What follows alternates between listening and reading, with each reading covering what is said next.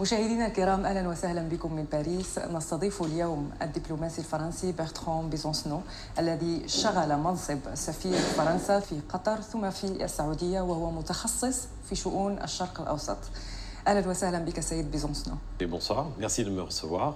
سنبدأ بالتسريبات التي صدرت من داخل الجلسة المغلقة لمجلس الوزراء، وقال فيها الرئيس الفرنسي إيمانويل ماكرون أن على نتنياهو أن لا ينسى أن بلاده أنشئت بقرار من الأمم المتحدة. وطبعا جاء رد رئيس الوزراء الإسرائيلي بدون تأخير. ما هو تعليقك أو ما هي قراءتك لهذه التصريحات؟ Alors, si vous voulez, sur le premier point, la première déclaration du président, lorsqu'il a parlé d'arrêter les ventes d'armes à Israël, eh bien, en tout cas, ceci était cohérent avec sa proposition qu'il avait faite à New York d'un cessez-le-feu. Donc il y a une certaine logique lorsque vous proposez un cessez-le-feu que vous appeliez également à un arrêt des livraisons d'armes. Alors, peut-être le calendrier n'était pas le bon, puisque c'était la veille du 7 octobre. Le deuxième aspect, ça a été naturellement ce que vous venez d'évoquer. Et puis, il y a eu aussi les réactions du président Macron sur les frappes israéliennes sur le FINUL. Et là, effectivement, il s'agit encore une fois de quelque chose qui est une violation du droit international. Donc, il est assez normal de pouvoir condamner ce type d'action. Alors, pour ce qui est de la réaction de M. Netanyahou, moi, je dirais simplement que ce monsieur est connu pour ne pas avoir beaucoup de modération ni dans ses propos ni dans ses actes. Donc, il n'y a pas besoin d'en dire plus. Je ne crois pas que ce soit une surprise. ما الدور الذي لا يزال بإمكان فرنسا أن تقوم به لتجنب حرب شاملة في هذه المنطقة؟ Pour le moment, si vous voulez, ce qui est très clair, c'est que ce sont les États-Unis qui aujourd'hui ont un rôle majeur dans le conflit qui est en cours. Cela ne veut pas dire que d'autres pays ne puissent pas jouer un rôle utile. Et la France, dans cette affaire-là, très clairement, elle essaye à la fois d'apaiser les tensions pour éviter un embrasement régional, et elle souhaite également préparer le terrain pour l'après-guerre. Et c'est donc ce qui explique les différentes initiatives qui ont été prises par le chef de l'État. La première, ça a été la fameuse déclaration conjointe à l'ONU, avec d'autres pays, y compris les États-Unis naturellement, qui n'a pas été suivie d'effet, c'est vrai, mais en tout cas, c'était un signe politique très clair. De même, la présence, si vous voulez, au Liban des ministres M. Barrot et M. Le Drian montre qu'effectivement, nous souhaitons, en dialoguant avec tout le monde, essayer de trouver une solution à la crise au Liban Sud. Et troisièmement, le fait que le président ait appelé le président iranien, c'est une façon, si vous voulez, de s'assurer qu'on évite justement une escalade qui déboucherait sur un embrasement régional. Donc encore une fois, l'idée, elle est assez claire, c'est à la fois éviter une escalade et deuxièmement, préparer le terrain pour une solution le jour où les armes se tairont. Et elles finiront par se taire un jour. Et ceci se fera par définition sur la base des résolutions des Nations Unies, en particulier la 1701, pour ce qui concerne le Liban, j'entends. تماما، هذا كان سؤالي التالي، هو كيف يمكن الحديث عن قرار مجلس الأمن التابع للأمم المتحدة رقم 1701 ولا يمكننا فصل ما يحدث في لبنان عما يحدث في غزة؟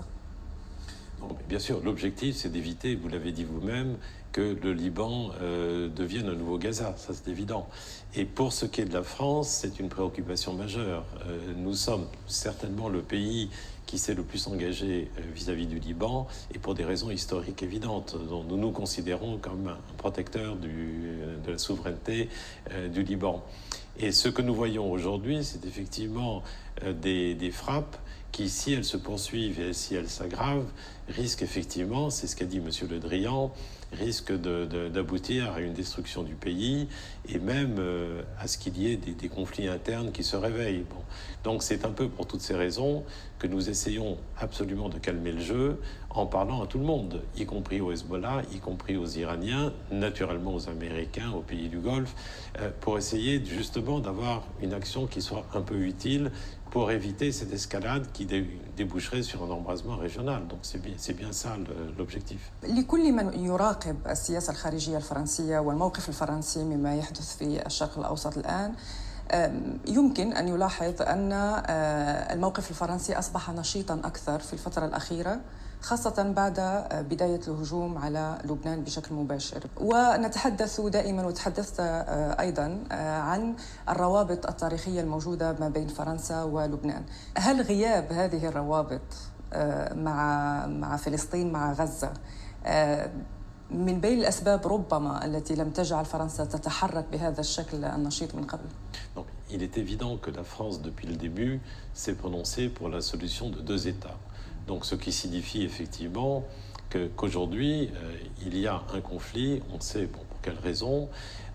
Nous pensons que la réaction israélienne était disproportionnée et nous essayons de faire en sorte d'éviter un embrasement régional et de travailler avec les pays de la région, ce que font d'ailleurs, effectivement, outre l'Égypte et la Jordanie, mais également les pays du Golfe. La question palestinienne est au cœur du dispositif. Il est sûr qu'on arrêtera la violence que si justice est faite aux Palestiniens. Et donc il est clair que si on ne trouve pas une solution équitable pour la question palestinienne, eh bien ça veut dire que nous aurons d'autres générations de combattants palestiniens et que de toute façon donc, nous aurons d'autres 7 octobre ou d'autres crises. Bon.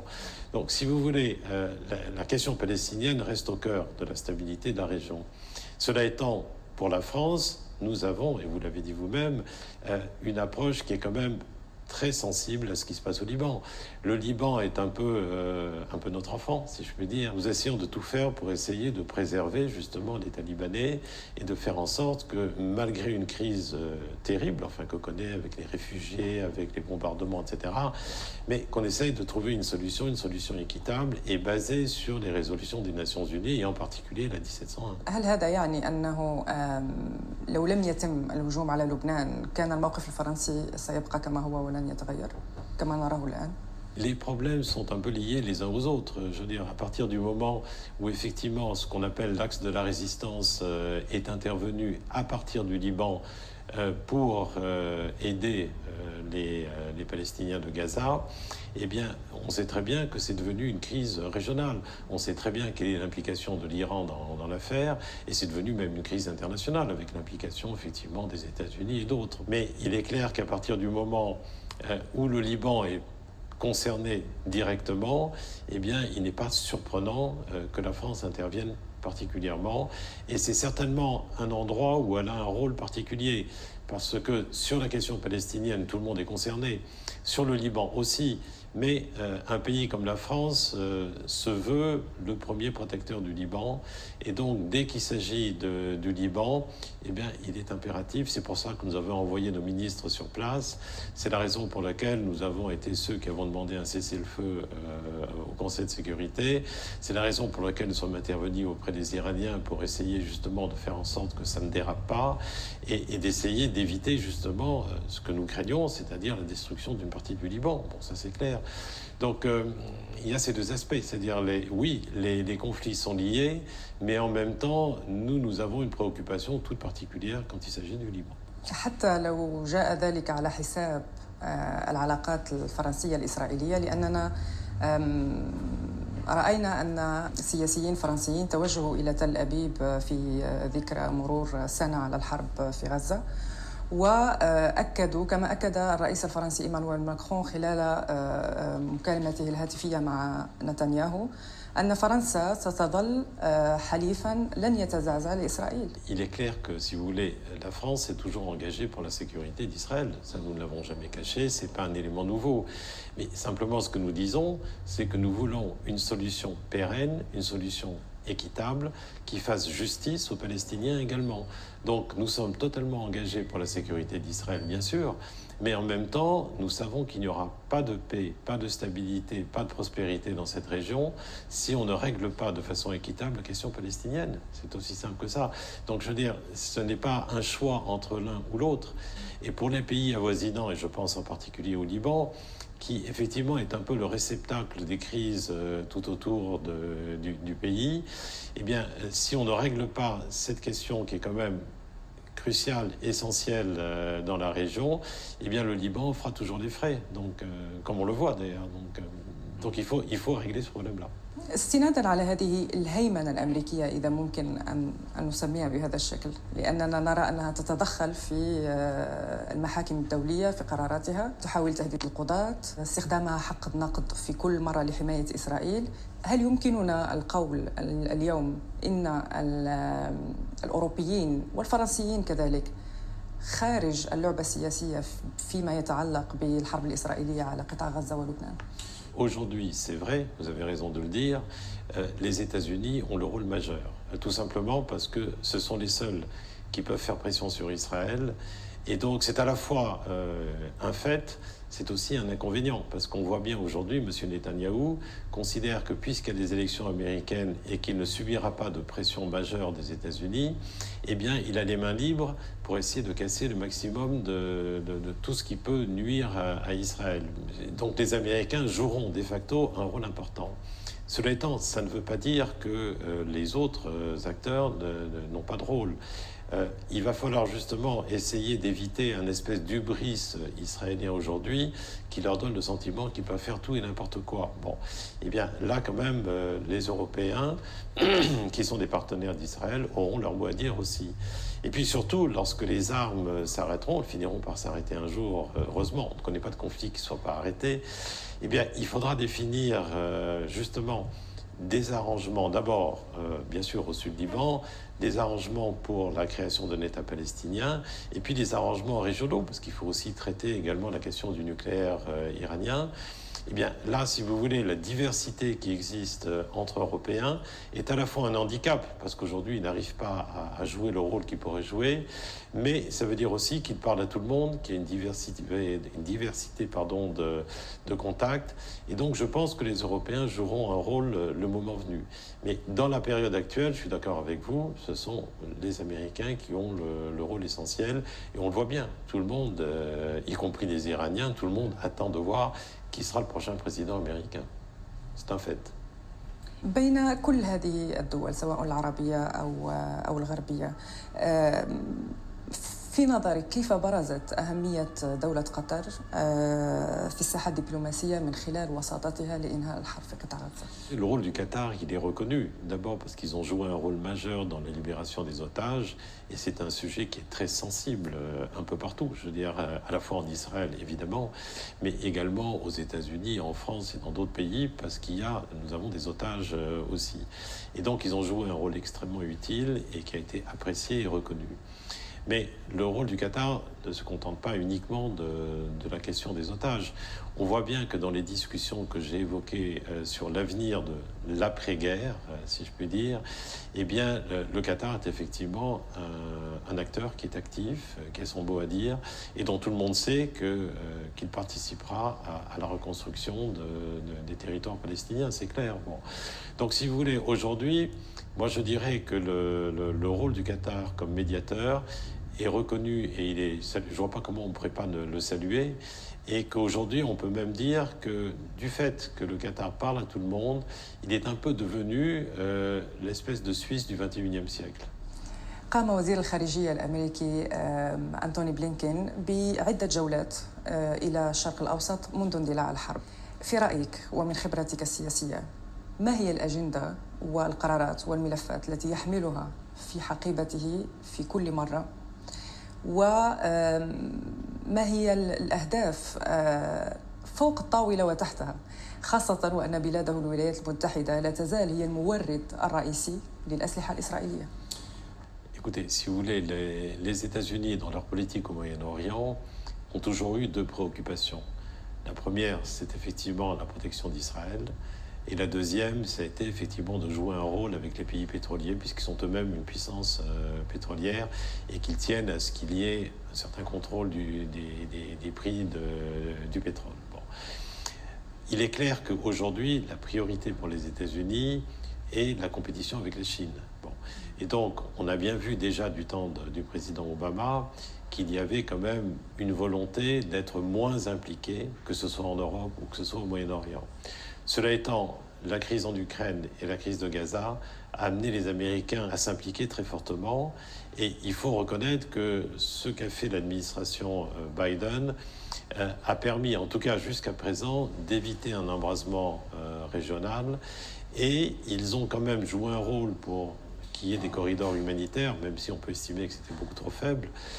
Et ils ont également joué un rôle en parlant ouvertement de la solution à deux États, ce qui n'était plus le langage américain depuis très longtemps. Et donc je pense que ça, c'est un acquis. Alors il faut espérer que cet acquis restera, parce que l'intérêt des États-Unis, c'est naturellement de se concentrer sur ce qui est leur priorité. Et ils aimeraient bien justement que l'on trouve un arrangement régional qui leur éviterait d'être impliqués après leurs interventions qu'ils ont faites, que ce soit en Afghanistan, en Irak ou ailleurs, qui n'ont pas donné les résultats qu'ils espéraient. Il y a une volonté, je ne dis pas de revenir chez eux, d'isolationnisme, non, mais en tout cas d'être moins impliqués et d'être moins impliqués directement. Donc ils ont intérêt à ce qu'on trouve une solution eux-mêmes. Alors, ils le font à leur façon, par d'abord une capacité de dissuasion sur le plan militaire, mais également en montrant une activité importante sur le plan diplomatique. Et ce qui est important, bon, ils parlent à tout le monde, ce sont les seuls qui aient une influence forte sur les Israéliens, bon, même si durant la dernière période elle était moins évidente, et qui ont de bons contacts, que ce soit avec l'Égypte, avec les pays du Golfe, avec le Liban, avec l'Irak, avec d'autres pays. Bon. سؤالي الأخير. نعلم أن وجود إسرائيل في منطقة الشرق الأوسط مهم بالنسبة للدول الغربية وعلى رأسها الولايات المتحدة الأمريكية.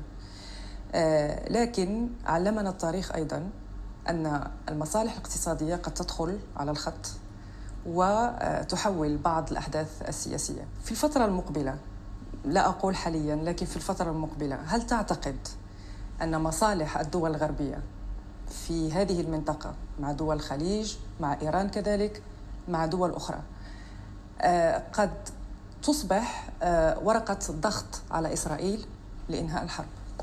C'est assez difficile à dire. Bon, vous avez raison de dire qu'on ne peut pas totalement séparer les intérêts politiques et les intérêts économiques. Bon. Les Israéliens ont intérêt naturellement à normaliser les relations, notamment avec l'Arabie saoudite, parce qu'ils estiment que ça entraînera d'autres pays arabes et musulmans. Et aujourd'hui, ils ont effectivement, je pense notamment à leur start-up technologique, ils ont effectivement une avance sur les pays de la région. Et pour eux, l'ouverture des marchés arabes serait naturellement quelque chose d'important.